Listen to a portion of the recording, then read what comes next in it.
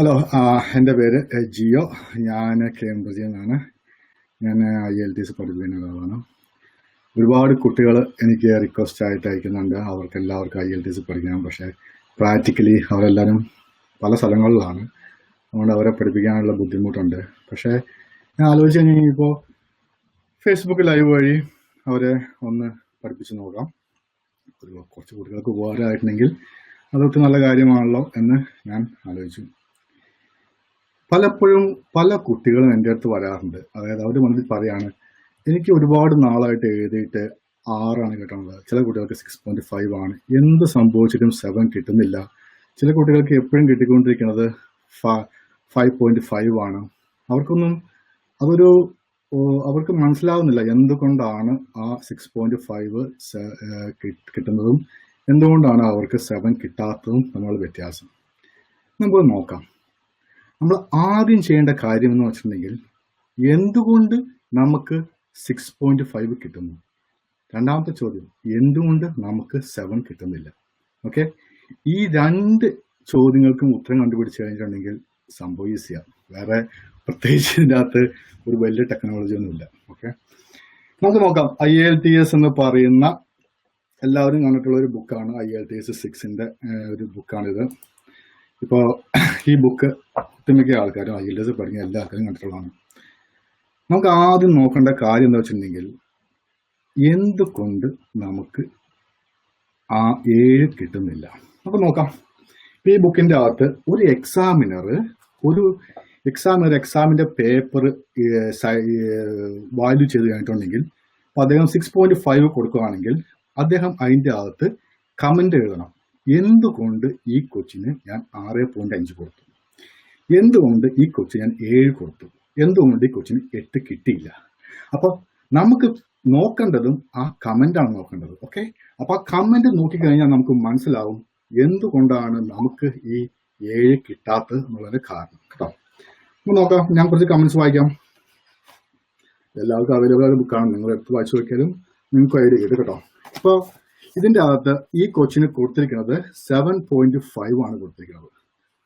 കൊടുക്കാനുണ്ടായ കാരണം അദ്ദേഹം കൃത്യമായിട്ട് എഴുതി വെച്ചിരിക്കുകയാണ്.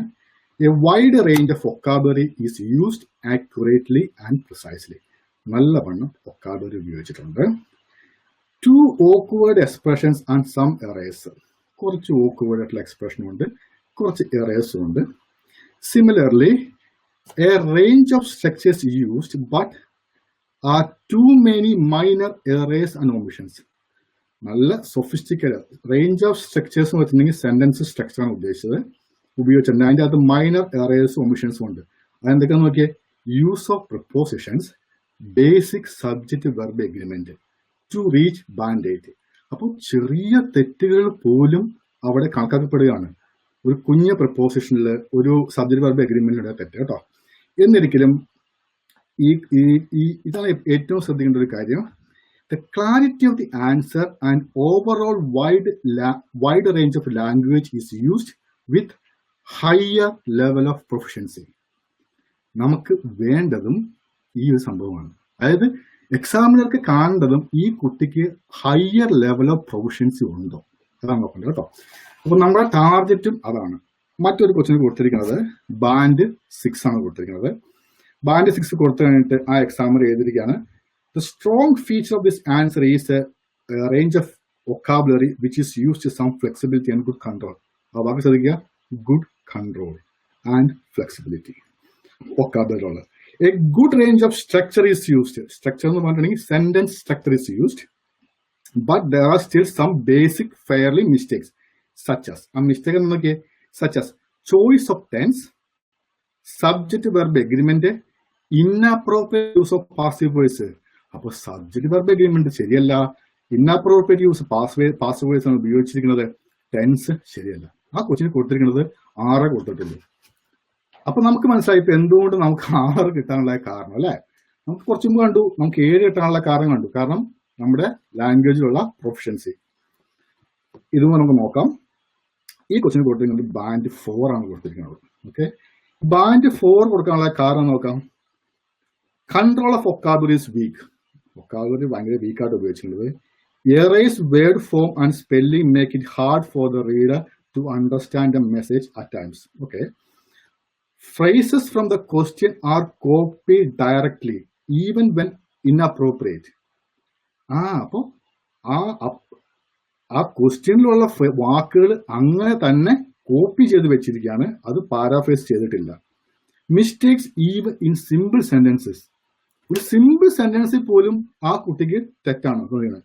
Although there are occasional accurate structures, ഈ വാക്ക് ശ്രദ്ധിക്കുക, the number of mistakes causes great strain to the reader.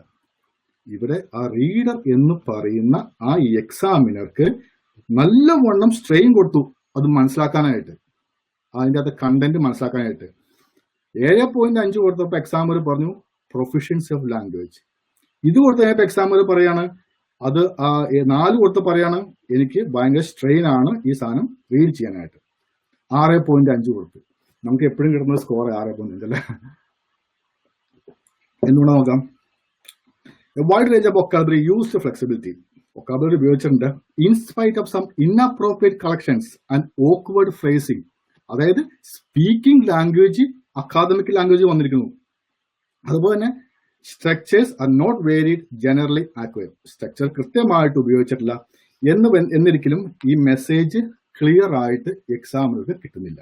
Okay, ആ കൊച്ചിന് 6.5 കൊടുത്തു. അപ്പൊ ഈ കാരണം കൊണ്ടാണ് നമുക്ക് 6.5 കിട്ടുന്നത് കേട്ടോ. നമുക്ക് നമ്മളിലുള്ള ആ ഒരു മിസ്റ്റേക്ക് ഉണ്ടാവുന്ന ആ ഒരു തെറ്റാണ്. മറ്റൊരു കാര്യം നോക്കുകയാണെങ്കിൽ കൊച്ചിന് 6 കൊടുത്തിരിക്കുന്നത്. അവിടെ എക്സാമർ വായിച്ചിരിക്കുന്നത് writer uses range of structures, sentence structure ഉപയോഗിച്ചിട്ടുണ്ട്. there are quite a lot of short and simple sentences. പലപ്പോഴും ഷോർട്ടായിട്ടും സിമ്പിൾ സെന്റൻസസ് വന്നിരിക്കുന്നത്. there are lapses and omissions in some structures. ചില സെന്റൻസ് സ്ട്രക്ചറിന്റെ അകത്ത് ഒരുപാട് ലാപ്ഷൻസും ഒമിഷൻസും വന്നിട്ടുണ്ട്. although എന്നിരിക്കലും these do not prevent the reader from understanding the message. അപ്പോൾ ആ എക്സാമിനറിനെ ആ message understand ചെയ്യാനായിട്ട് പ്രിവെന്റ് ചെയ്യുന്നില്ല. അതുകൊണ്ട് ആ കൊച്ചിന് 6 കിട്ടിയിട്ടുണ്ട്. അപ്പോൾ നമ്മളിപ്പോ കണ്ടതിൽ വെച്ച് നോക്കുമ്പോൾ ഇപ്പൊ നമ്മൾ കണ്ട കാര്യം എന്തുട്ടാ, അതായത് എന്തുകൊണ്ടാണ് ഒരു കൊച്ചിന് 7 കിട്ടുന്നു, എന്തുകൊണ്ടാണ് 6.5 കിട്ടുന്നു, 6 കിട്ടുന്നു. ഒരു കാര്യം നിങ്ങൾ ശ്രദ്ധിച്ചോ, അതായത് ഒരു എക്സാമിന് എഴുതിയ ആ കമന്റിന്റെ അകത്ത് ഒരു എക്സാമിനറും പറഞ്ഞിട്ടില്ല ഈ കൊച്ചിന്റെ ആ സബ്ജക്റ്റിലുള്ള നോളജിനെ കുറിച്ച്. ഓക്കെ, എക്സാമിനർ പറഞ്ഞിരിക്കുന്നത് ആ കൊച്ച് സെന്റൻസ് കൃത്യമായിട്ട് ഉപയോഗിച്ചിട്ടുണ്ടോ, ആ കൊച്ച് പ്രപ്പോസൽ കൃത്യമായിട്ട് ഉപയോഗിച്ചിട്ടുണ്ടോ, ടെൻസ് കൃത്യമായിട്ട് ഉപയോഗിച്ചിട്ടുണ്ടോ, വേരിയസ് സെന്റൻസ് ഉപയോഗിച്ചിട്ടുണ്ടോ, റീഡർക്ക് സ്ട്രെയിൻ കൊടുത്തിട്ടുണ്ടോ വായിക്കുമ്പോൾ ആ മെസ്സേജ് മനസ്സിലാക്കാനായിട്ട്. പിന്നെന്താ എക്സാമിനർ ചോദിച്ചേ, അതായത് എക്സാമിന് 7.5 കൊടുത്ത കുട്ടിക്ക് എക്സാമിന് ക്ലിയർ ആയിട്ട് പറഞ്ഞിട്ടുണ്ട് ആ കൊച്ചിന്റെ പ്രൊഫിഷ്യൻസി ലാംഗ്വേജ് അത് ക്ലിയർ ആയിട്ട് എക്സാമിനർക്ക് മനസ്സിലായി, അതുകൊണ്ട് അതിന് 7.5 കൊടുക്കണം. Simple as that. ഓക്കെ, അപ്പൊ ഇന്നലെ വരെ നമ്മള് മലയാളികൾ പ്രത്യേകിച്ച് നമ്മൾ പഠിച്ചു വന്ന കാലഘട്ടങ്ങളിലൊക്കെ നമ്മൾ സബ്ജക്ട് ടെസ്റ്റ് ചെയ്ത് പഠിച്ച ആൾക്കാരാണ്, ലാംഗ്വേജ് ടെസ്റ്റ് നമ്മൾ പഠിച്ചിട്ടില്ല. അപ്പൊ എവിടെയാ തെറ്റ് സംഭവിച്ചെങ്കിൽ ചില കുട്ടികൾ പറയാറുണ്ട് ഞാൻ 20 പ്രാവശ്യം എഴുതി എനിക്ക് കിട്ടില്ല. കാരണം അത് പ്രോപ്പറായിട്ട് നമ്മൾ പ്രിപ്പയർ ആയിട്ടില്ല. എക്സാമിനർക്ക് വേണ്ടത് നമ്മൾ കൊടുത്തിട്ടില്ല. എക്സാമിനർക്ക് വേണ്ടത് വൊക്കാബുലറിയും ആ ഒരു അക്കാദമിക് എസ്സേയുടെ ഫോർമാറ്റും പ്രൊഫിഷ്യൻസി ലാംഗ്വേജും കാണിച്ചു കൊടുക്കണം. അപ്പൊ 7.5 കിട്ടും. പ്രൊഫിഷ്യൻസി ലാംഗ്വേജ് ഇല്ല, വായിക്കുന്ന ആൾക്ക് ഒരുപാട് സ്ട്രെയിൻ കിട്ടുന്നുണ്ടെങ്കിൽ ആ കുട്ടിക്ക് നമ്പർ 0.6 കൊടുക്കാൻ പറ്റും, 6 അല്ലെങ്കിൽ 4, 5 അങ്ങനത്തെ കൊടുക്കാൻ പറ്റുള്ളൂ കേട്ടോ. അപ്പോ ഇവിടെയാണ് നമ്മൾ ചിന്തിക്കേണ്ട മറ്റൊരു കാര്യം, എവിടെ നമുക്ക് തെറ്റ് പറ്റിയെന്ന് വെച്ചിട്ടുണ്ടെങ്കിൽ നമ്മൾ പ്രിപ്പയർ ചെയ്യുന്ന രീതിയിൽ. ഓക്കെ, ഇംഗ്ലീഷ് ലാംഗ്വേജിന്റെ മറ്റൊരു പ്രത്യേകത എന്ന് വെച്ചിട്ടുണ്ടെങ്കിൽ ഇംഗ്ലീഷ് ലാംഗ്വേജിന്റെ അകത്ത് ഒരുപാട് നിയമങ്ങളുണ്ട്.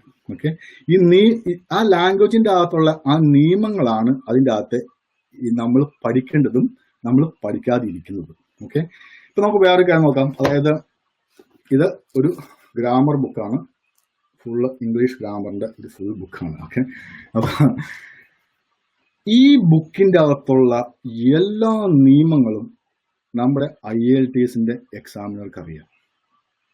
എല്ലാ നിയമങ്ങളും. കാരണം അവർ അതിന് മാത്രം അങ്ങനെ തന്നെ അവര് ആ എക്സാമിനറെ അതേപോലെ തന്നെ ടെസ്റ്റ് ചെയ്ത് ആ IELTSന്റെ സ്റ്റാൻഡേർഡ് കീപ്പ് ചെയ്യാൻ വേണ്ടിയിട്ട് അതേ ലെവലിൽ ട്രെയിൻ ചെയ്ത് വെച്ചിരിക്കുന്നതാണ്. അപ്പോൾ ഏതൊരു ചെറിയ മിസ്റ്റേക്കും ഇംഗ്ലീഷ് ലാംഗ്വേജിൽ ഉണ്ടാകുന്ന ചെറിയൊരു മിസ്റ്റേക്ക് പോലും ആ എക്സാമിനർക്ക് കണ്ടുപിടിക്കാൻ പറ്റും. അപ്പൊ നമ്മൾ ആരോടാ നമ്മളെ എഴുതിയിട്ട് കൊണ്ടു കൊടുക്കുന്നത് ആരുടെ കയ്യിലാ? ആ ഗ്രാമർ അരച്ച് കലക്കി പഠിച്ച ഒരു എക്സാമിനറിന്റെ കയ്യിലേക്കാണ് നമ്മൾ നമ്മുടെ ഈ പേപ്പർ എഴുതി നമ്മൾ കൊണ്ടു കൊടുക്കുന്നത്. അത് നോക്കുമ്പോൾ തന്നെ നോക്കുമ്പോൾ സബ്ജക്ട് വെർബ് എഗ്രിമെന്റ് ഇല്ല, സെന്റൻസ് സ്ട്രക്ചർ ഇല്ല, വൊക്കാബുലറി ഇല്ല, ഈവൻ സിമ്പിൾ സെന്റൻസസ് മാത്രമേ ഉപയോഗിച്ചിട്ടുള്ളൂ. ഒരുപാട് സ്ട്രെയിൻ കൊടുക്കുന്നുണ്ട്. അപ്പോൾ അതിന് നമുക്കപ്പോ ഈ ഒരു കാരണങ്ങൾ കൊണ്ടാണ് നമുക്ക് 7 കിട്ടാതെ പോകുന്നത്.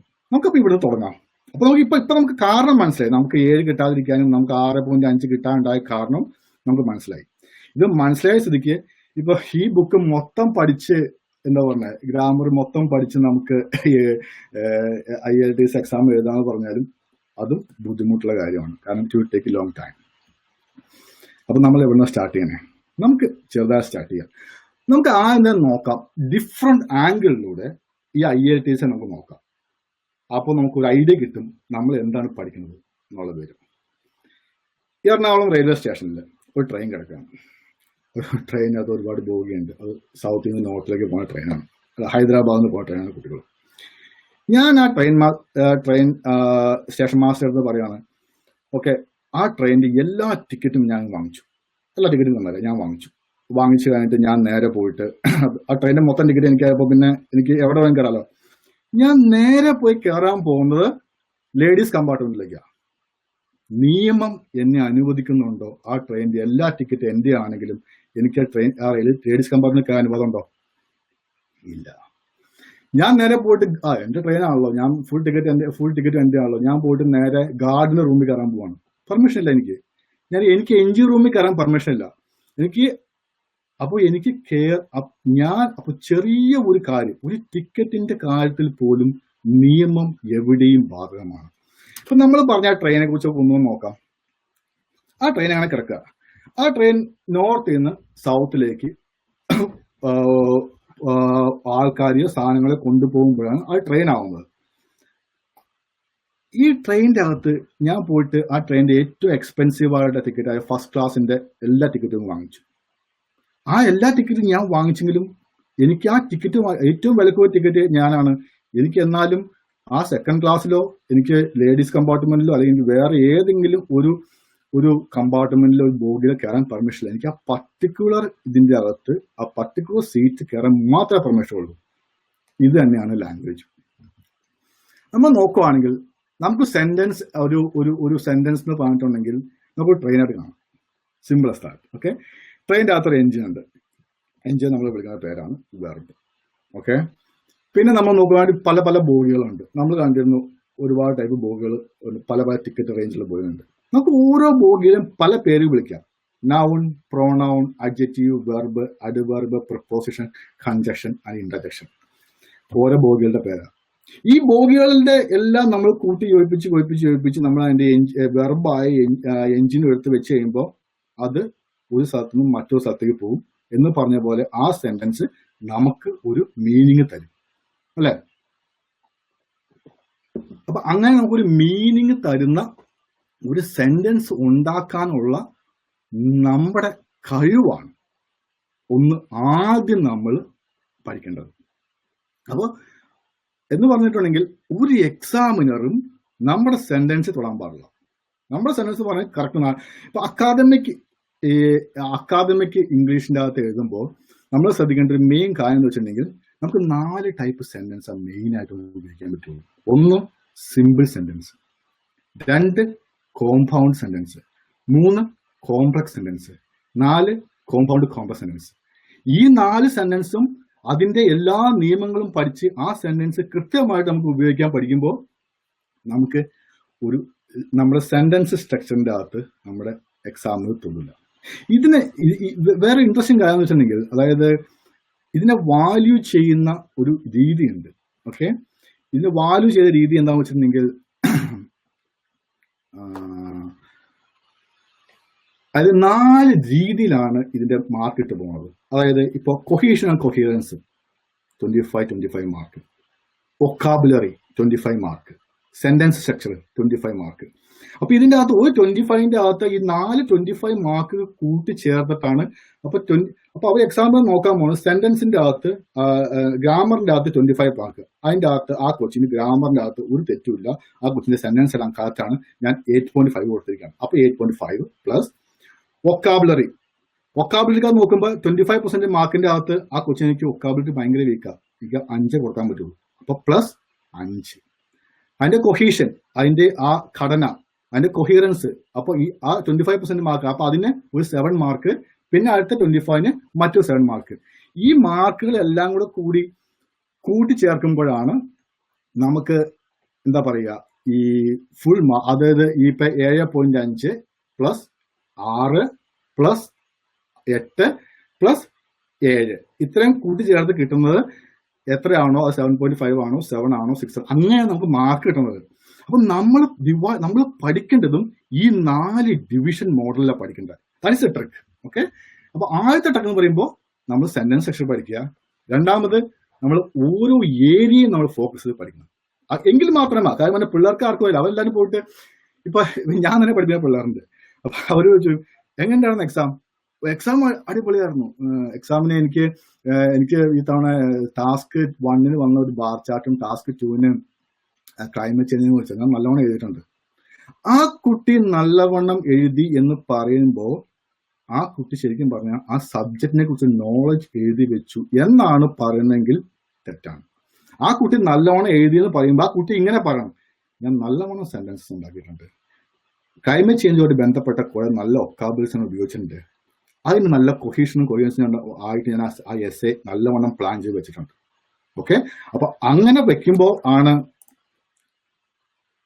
നമുക്ക് എന്താ പറയണേ ഈ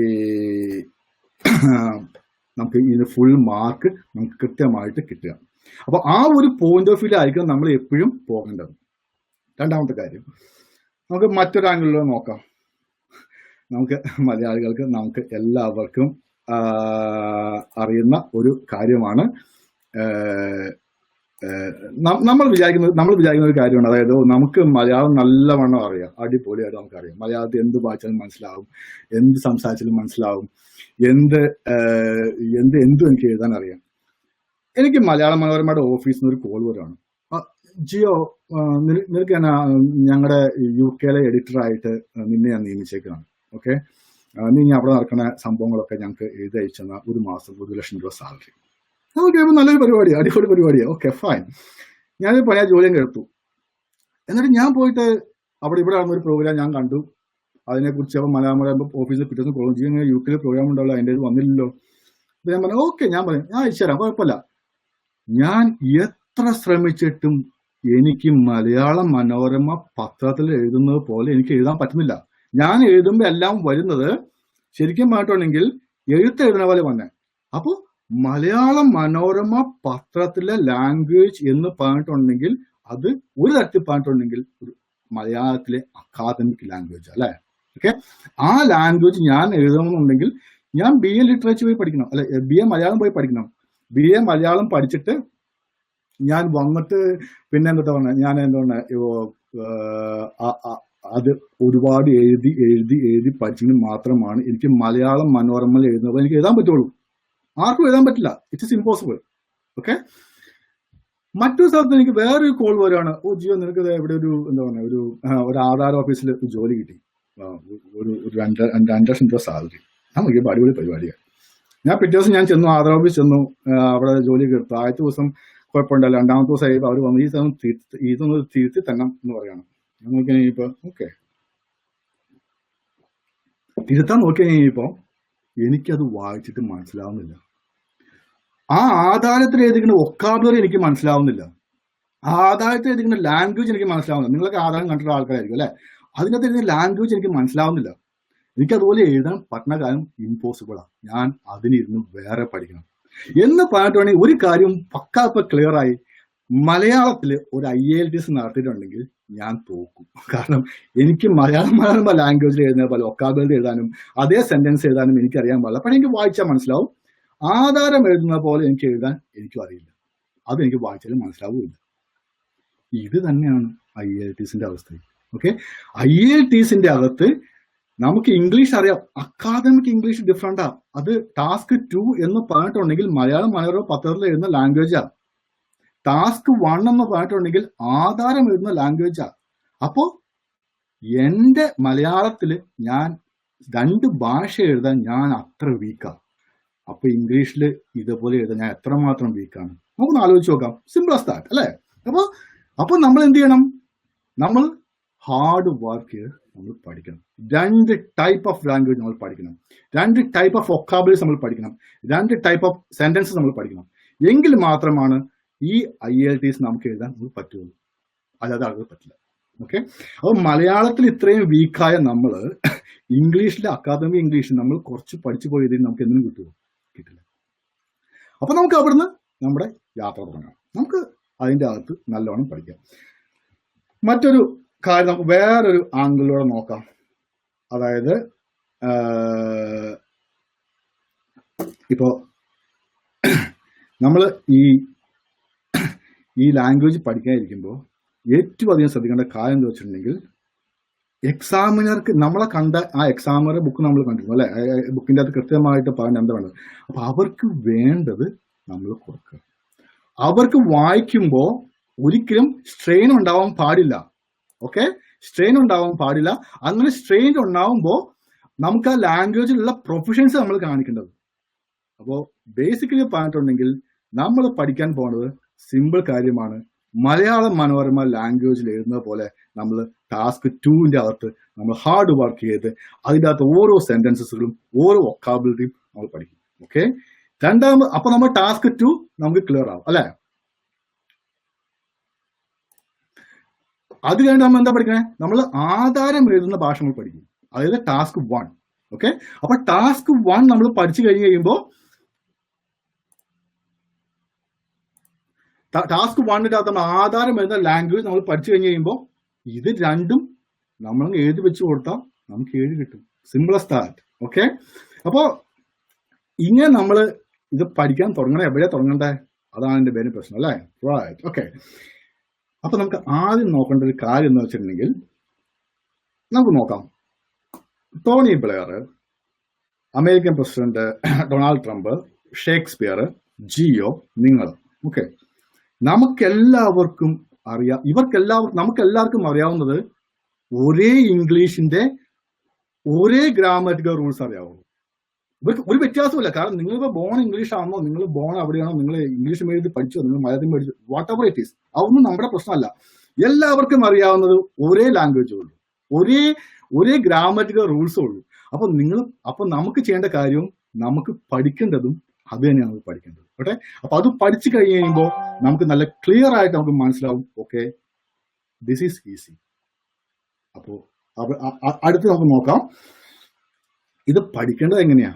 അതായാലും വലിയ പ്രശ്നം അല്ലേ? ഓക്കെ, പഠിക്കേണ്ടതെന്ന് പറയുമ്പോൾ, അതായത് ഇപ്പൊ കേരള ഗവർണറിന്റെ കയ്യിൽ നിന്ന് എനിക്കൊരു ഓഫർ പോലെയാണ്, ജിയോ എനിക്കൊരു പത്മശ്രീ തരാം.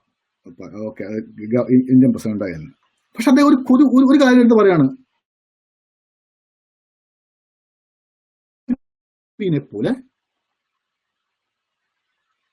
ONVനെ പോലെ ഒരു കവിത എഴുതി കൊണ്ടുവന്നു എന്ന് പറയണം. ഇപ്പൊ ഞാൻ ആലോചിച്ച് കഴിഞ്ഞപ്പോ ONVനെ പോലെ കവിത എഴുതാൻ പറഞ്ഞിട്ടുണ്ടെങ്കിൽ ഞാൻ ജീവിതത്തിൽ ഇന്ന് വരെ കവിത എഴുതാത്ത ഒരാളാണ്. ഓക്കെ, അപ്പൊ എങ്ങനെ എഴുതാൻ പറ്റും? ഇത് ഡിലേ ആവുന്നുണ്ടോ? ഓക്കെ, അപ്പൊ ONVനെ പോലെ കവിത എഴുതാം. അപ്പൊ ഞാൻ നേരെ എന്ത് ചെയ്തു? ONVനെ വിളിച്ചു. വിളിച്ച് ഞാൻ പറഞ്ഞത് ഇന്നപോലെ എനിക്കൊരു ഓഫർ വന്നിട്ടുണ്ട്, എനിക്ക് താങ്കളെ പോലെ ഒരു കവിത എഴുതി കഴിഞ്ഞിട്ടുണ്ടെങ്കിൽ എനിക്ക് മാർക്ക് കിട്ടുമെന്ന് പറയാം, എനിക്കൊരു പത്മശ്രീ ഒരു അവാർഡ് കിട്ടുമെന്ന് പറയാണ്. ONV എന്നെ വിളിച്ചത് പറയാണ്, ജിയോ ഇത്രയും ബുക്കുണ്ട്, ഈ ബുക്ക് ഞാൻ എഴുതിയ ബുക്കാ, ഈ ബുക്ക് നീ കൊണ്ടുപോയിട്ട് എല്ലാ ദിവസവും രാവിലെയും വൈകിട്ടും ഇത് കോപ്പി ആൻഡ് റീറൈറ്റ് ചെയ്യുക. ഓക്കെ, ഞാൻ ഇത് ഒന്ന് എൻഡ് ചെയ്യാണ്. എന്തോ ഒരു പ്രോബ്ലം സംഭവിച്ചിട്ടുണ്ട്, ഇവിടെ എന്തോ ഒരു സംഭവം സംഭവിച്ചിട്ടുണ്ട്. ഞാൻ ഇപ്പൊ നിങ്ങൾ അവിടെ തന്നെ ഇരുന്നു, ഞാൻ ഇപ്പൊ തന്നെ സ്റ്റാർട്ട് ചെയ്യാം കേട്ടോ.